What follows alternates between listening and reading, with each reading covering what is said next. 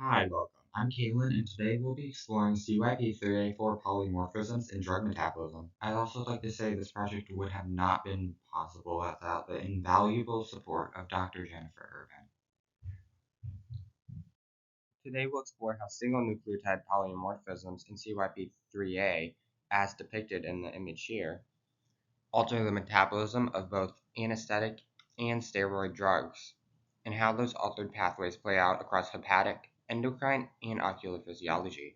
By examining how these genetic variants influence drug and hormone processing, and tracing their downstream effects on organ systems, we reveal the critical role of SNPs in shaping individual differences in therapeutic response, toxicity risk, and physiological outcomes.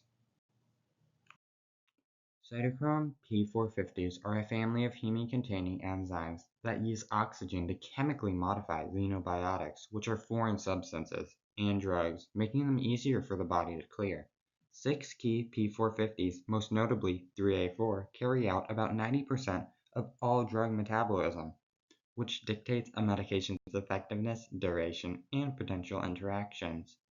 These membrane-bound enzymes live mainly in the liver's endoplasmic reticulum, with important pools in gut and kidney cells where they also drive first-pass metabolism of oral medications. Cytochrome P450 enzymes were first identified in 1958 when Marin Klingen observed a CO-bound microsomal pigment with a unique absorbance peak at 450 nanometers, giving the family its P450 name. Ryosato and Tsuneyo Omura then showed that this hemoprotein was tightly associated with microsomal phospholipids and could be solubilized by phospholipase A, firmly linking it to drug metabolizing enzymes.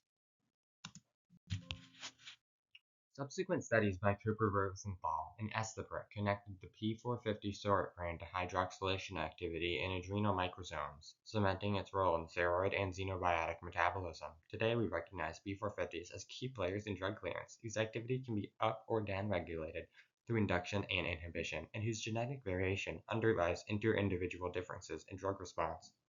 This deepened understanding drives modern drug discoveries efforts to predict and manage P450-mediated drug interactions and toxicities.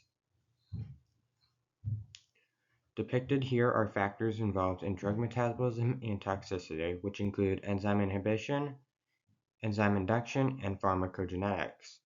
Furthermore, enzyme inhibition can either be reversible or irreversible. Irreversible enzyme inhibition involves the temporary binding of the inhibitor to the enzyme, allowing the restoration of the enzyme activity once the inhibitor is removed, whereas irreversible enzyme inhibition involves the permanent inactivation of the enzyme.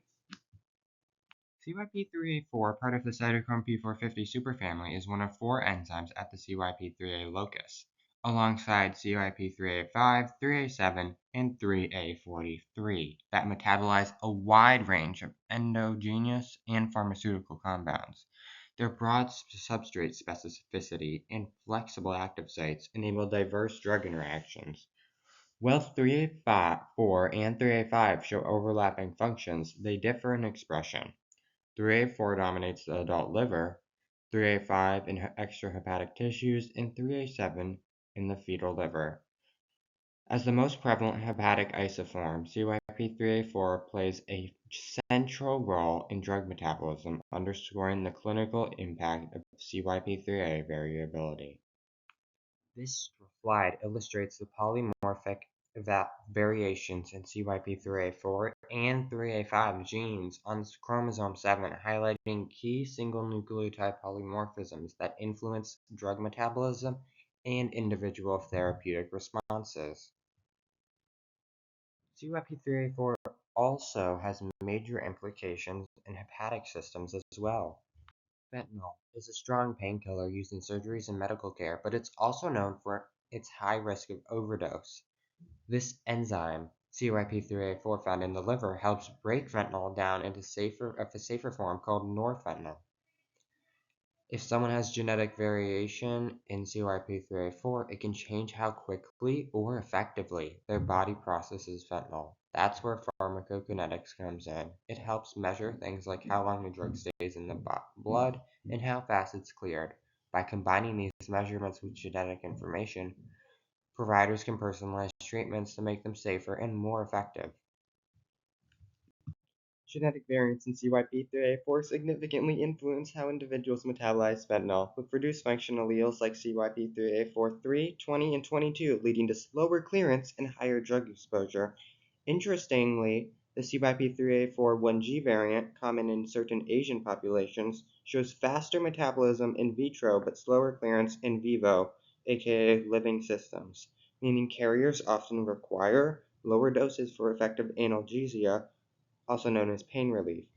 Rare compound genotypes such as CYP3A3 and 22 can dramatically impair metabolic capacity, as seen in one study participant with a 53% increase in AUC, or the total drug exposure over time. However, environmental factors like co-administered drugs and diet can mask these genetic effects, making interpretation more complex. These findings highlight the potential for genotype-guided dosing to improve safety and recovery in anesthesia. CYP3A4 also has impacts within the endocrine system as well. Adrenocorticocarcinoma is a rare and serious cancer that affects the adrenal glands, which produce important hormones like cortisol. Mitotane is a drug used to treat this cancer, but it speeds up the breakdown of cortisol, a hormone that helps the body respond to stress and maintain energy levels. Because of this, patients often need higher doses of hydrocortisone, a medication that replaces cortisol, to avoid dangerous hormone shortages called adrenal crises.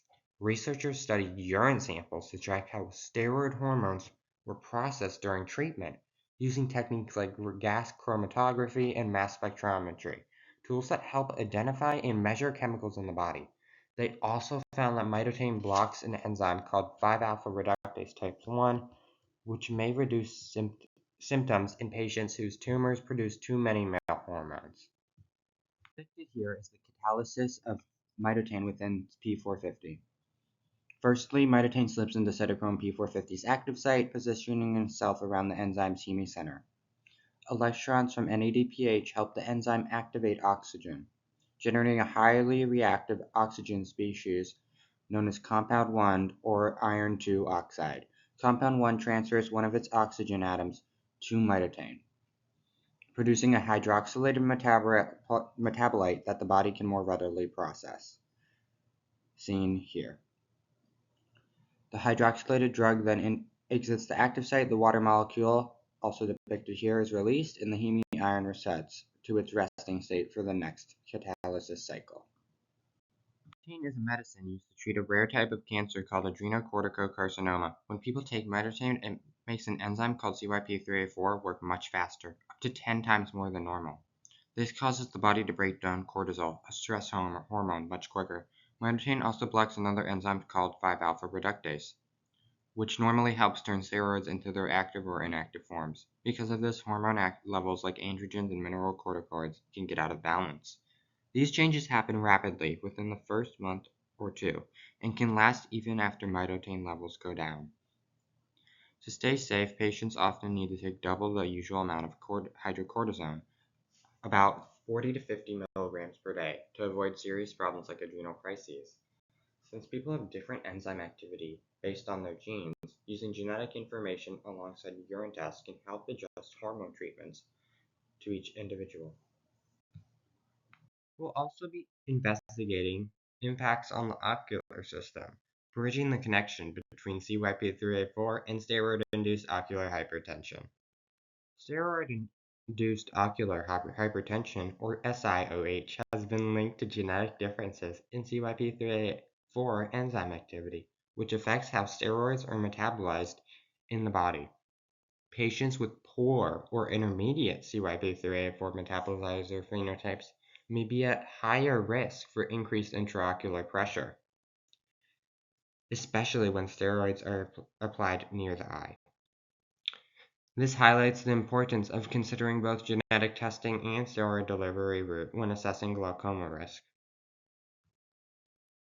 The Wright et al. Study analyzed over 10,000 patients to explore whether CYP3A4 metabolizer status affects the risk of steroid-induced intraocular pressure elevation.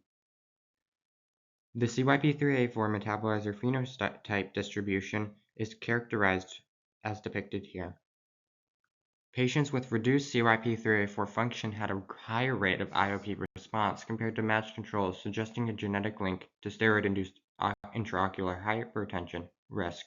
One variant, CYP3A4-1G, was also associated with steroid-induced osteonecrosis, known as when bones don't get enough blood and start to break down, pointing to broader systemic effects.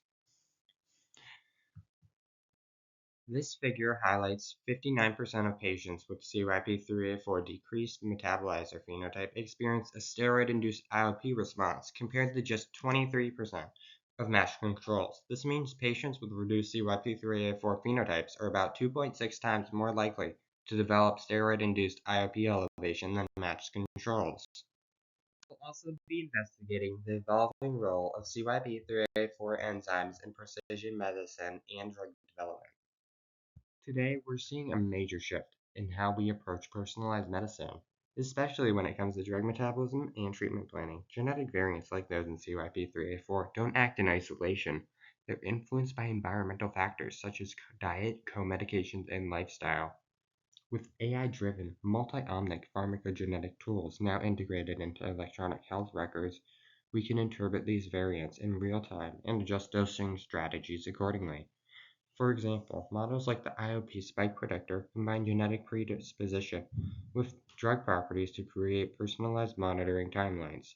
And by factoring in environmental CYP modulators, we're moving beyond static genotypes toward dynamic, context-aware care that truly adapts to the individual. Now, precision pharmacogenomics is no longer a concept. It's a foundation of anticipatory, adaptive, and personalized care.